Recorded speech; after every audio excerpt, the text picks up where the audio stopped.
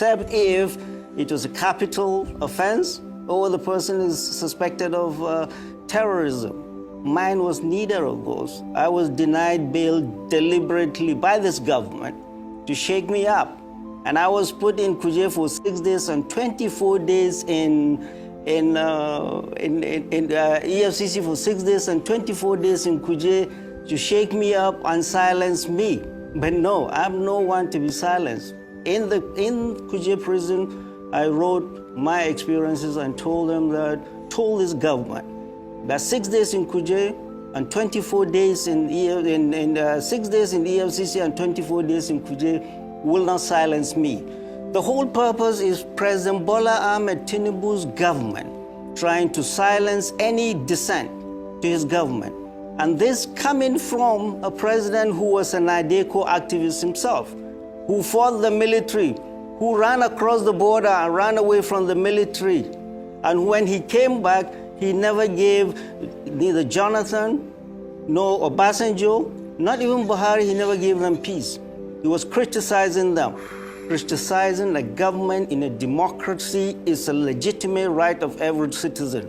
And President Bola Ahmed Tinubu is trying to stifle dissent in this country and is trying to make this country a one-party dictatorial state. We are not going to let that happen. We'll continue to speak up. We'll continue to raise our voices because silence in the face of evil is itself evil. Just my people, as the halt, it don't happen. No, allegedly, they don't talk. Say Tinubu plans for 2027. This man don't expose some, and it can't be like say people when get case of say they siphons money. When we say they get big positions for Nigeria now. Allegedly, I thought they hear say if they say Tinubu go use DSS, stay trouble then. So I made those people not fit speak, come outside. And now I know why many people they decamp go this so-called APC. Because they don't talk say this EFCC don't turn people where Tinubu they wish hunt people. Man, not talk too much. Watch this video. Kindly share this video. Make everybody make they get this update. Allegedly, watch, share, and talk with us in the comment section. All right. Thank you. Yes, thank you very much, Prof, for giving us a context to that. I know that this case is before the court, and we may not really be able to dig deep into what happened. But then I would still like you to speak further to it. What, in your opinion, informed EFCC essentially digging up this case 8 years after you left? You are saying that it's all about President Bola Ahmed Tinubu, but EFCC deals essentially with financial infractions. And 8 years ago, as some people will have argued, may not be statute bound as they say. So why do you think that this has been, dogged up 8 years after? Right. So the first one, I'll tell you, the first one is already explained it. The EFCC are playing the attack dogs of this government.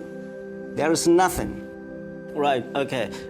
Criticizing the government. I've been criticizing President Muhammadu Buhari since I left government, and President Muhammadu Buhari is from my state. So criticizing government is a constitutional right of every person. So, and criticizing President Bola Ahmed Tinubu's government, there's no government worthy of criticizing than this government, because it's a government of now, and it's a government that has shown us more suffering than we've ever seen.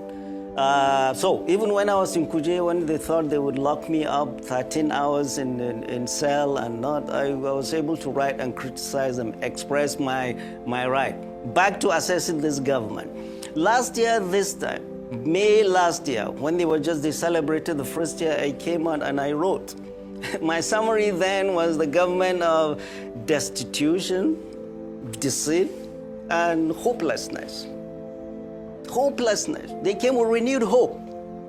Well, now this is the second year you want us to talk about energy, you want us to talk about economy, you want us to talk about security. Let's talk about energy. There was a front page story, Daily Trust the other day. Katsina, Kano, and Jigawa, they get only 2 hours of electricity. Well, the Aso Villa itself is giving up on the national grid. It's spending 10 billion of our money to go solar. Well, the Minister of Power is jumping up and down, grading A, B, C, without any sense. Grade A, you will have zone A, you will have band A, you will have 20 hours of electricity, and it's all not true. I'm a band A, I'm getting no electricity. So this part of the deceit is just continuing, and there is no strategy at all. No strategy. Just talk today and tomorrow you think we haven't been to school. We've been to a lot of school, and we can tell fiction from fact. Back to security. This is where we are.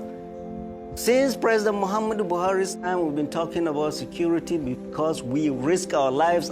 In Sheikh Gumi, we went into the forest to meet many of these guys. Some of them have been killed. Why did we do that? Risk our lives at a time when the government at that time, the military and the NSA did not want us involved. We did because it's our land, it's our people, it's our responsibility. And this is what I have said. I made a presentation to all the service chiefs at that time. They were generally gracious enough to allow us to talk. This is not a military problem. The banditry, I know, is not a military problem, and it can never be won on the battlefield. All these conflicts you're seeing,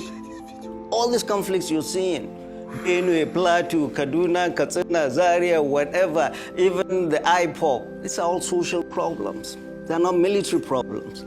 We are putting the military in very unwinnable situations. The military, the purpose, the role of the military is to provide an enabling environment for dialogue to happen. Military goes in there, woo, and comes out. But nobody is there to take care of the problem. It's not the military that created this mess, it's politicians. The military is brought to clean up after the mess of politicians. Military is deployed all over, all 36 states of this country and FCT. How many do we have? Boko Haram, 16 years. Banditry, over 11 years. Which military can stand this elasticity? Late Chief of Army Staff General Lagbaja said it, that his soldiers are getting battle fatigue. They are getting post-traumatic stress disorder, and some of them are resorting to drugs. Understandably, these are young men. Many from depot training, they are shipped to war front. Many have never seen the barracks. We are putting the military in unwinnable situation. Many of these conflicts are not for the military. Or you send the military in Benue and Plateau and Sokoto and Katsina, what are they going to do? Who will they kill? When we were young, this was the job of all military, of mobile police. When the mobile police come into town, the bad guys know the new sheriff is in town. And now where are mobile police? They're all here guarding Oga, his wives, and side chicks. Yeah, I'd like to... These are all the jobs of the military. Professor Usman, I'd like to go in because, you just mentioned Benue and Plateau particularly, and you said, you've differentiated with the role of the military and the police. Military